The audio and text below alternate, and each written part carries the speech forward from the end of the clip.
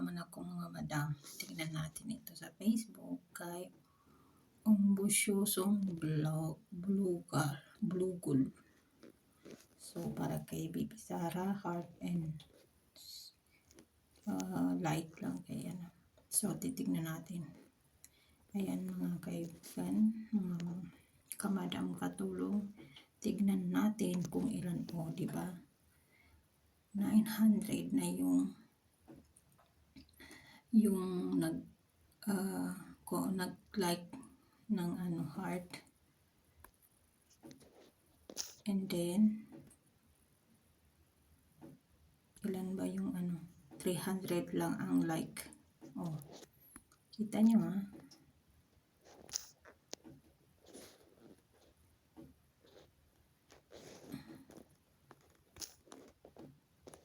Kita nyo ha?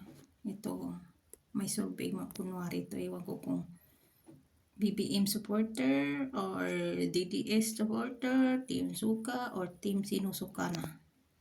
O, tingnan nyo. Maraming nagko-comment. Tingnan natin kung sino ang pinakamarami. O, tingnan niyo ha. Mga ka-DDS, mga ka-BBM. Ewan ko kung sinong troll ito. Kay DDS ba? Original ba? O 900 na ha. Samantala sa kay Marcos 300 pa lang. O kita nyo na. Saan nila kaya kinukuha yung mga kapal ng pagmumukha nila na mag-rate na mataas daw ang rating ng Pangulo? Saan banda? Siguro kaano nila yan eh. Ka-troll nila yan. Tignan natin kung ano.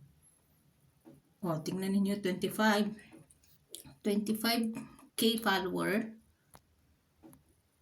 Sulit ganito ang reaksyon ng super.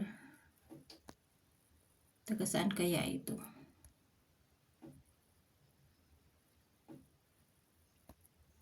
Ito po yung kanyang ano.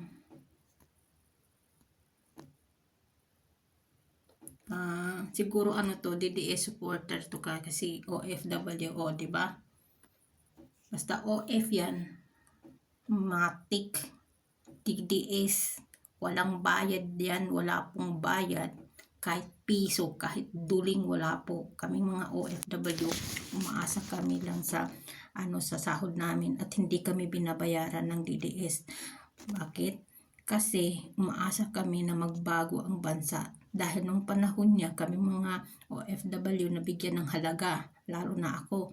Nung nagkasakit ako, nagka-COVID, ang laki ng tinulong ng gobyerno ng Duterte.